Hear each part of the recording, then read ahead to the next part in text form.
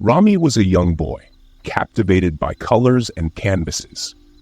Painting was his world, each brushstroke a language that spoke the words he could never say. But his parents had other plans. They were firm believers in security, and for them a stable corporate job was the only path to a successful future. One day, Rami's father caught him painting and shouted in a dismissive tone, "Rami, enough with this painting.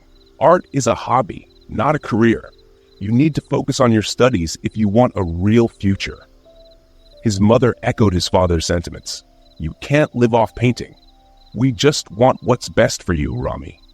You'll thank us later." Tears trickled down Rami's eyes. He tucked away his passion and obeyed. For days after that confrontation, Rami tried to focus on his studies, poring over textbooks and completing assignments, but his heart wasn't in it. He worked hard, earning a business degree, and landed a respectable job in the corporate world. At first, the steady income and praise from his parents felt like success, but over time, the endless meetings and piles of paperwork drained him. His soul felt stifled. The colors in his world had faded. Then, one unremarkable day, he was called into his boss's office. The boss said, "Rami, we have to let you go. Your position is being terminated." Rami stood there, stunned, barely processing the words. He walked out of the office, numb. "Why am I so upset?" he wondered. "I never loved that job." For days, Rami wandered, feeling lost. Then in a local park, he saw an elderly man flying a kite with his grandson. The old man invited him to sit, and Rami poured out his heart. Rami said, "I followed the path my parents set, but now I've lost everything. I gave up my dreams for a job I didn't even want." The old man smiled and replied, "Sometimes we think we've lost something important, but it's actually life preparing us for something better." Rami asked, "What do you mean?" The old man explained, "Think of yourself as that kite. The wind pulls it back, but that tension helps it soar. What feels like a setback might just be God's way of preparing you for something greater." Rami left the park, feeling a shift in his heart. Though he didn't fully understand at the time, the words stayed with him. In the days that followed, he reached out to former colleagues and discovered that his termination was part of a company-wide downsizing. Instead of bitterness, he felt relief. For the first time, he saw the truth. He had been living someone else's dream. Now, he had been given a chance to rethink his life. Rami's passion for painting resurfaced. Hesitant but determined, he enrolled in art classes, reclaiming the canvas. For the first time in years, he felt truly alive. The path wasn't easy. His parents worried, and the fear of an uncertain future lingered.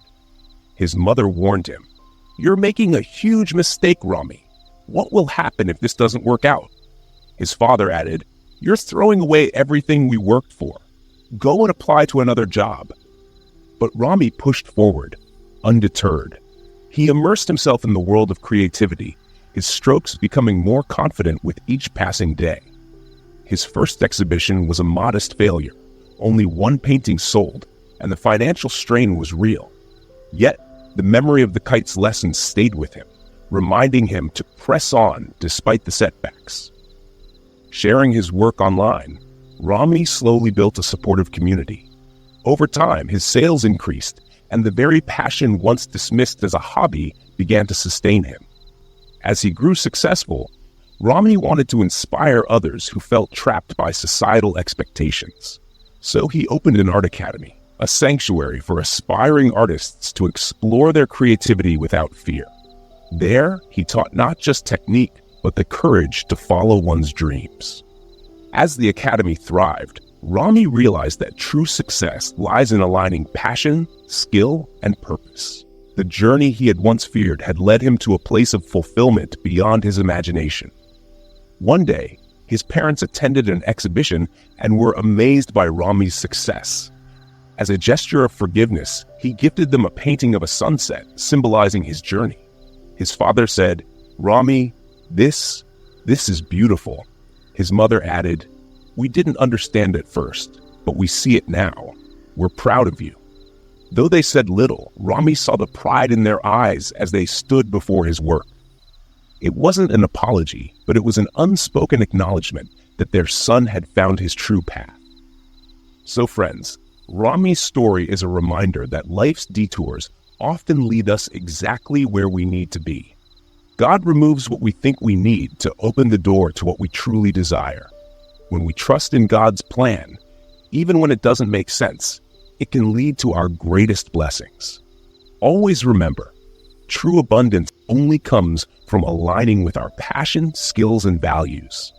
Our life's detours may be God's way of leading us to abundance. As Steve Jobs once said, you can't connect the dots looking forward. You can only connect them looking backward. Keep faith in God's timing, and never be afraid to follow your heart. Before you go, I have some questions for you. 1. What stood out to you in Rami's story? 2. Have you ever faced a redirection that led to unexpected growth? Share your reflections in the comments. Your story might just inspire someone else. And if this story moved you, don't forget to like, share, and subscribe to our channel for more lessons about personal growth and success. Thank you for watching. Remember, God's redirection is often the beginning of something beautiful.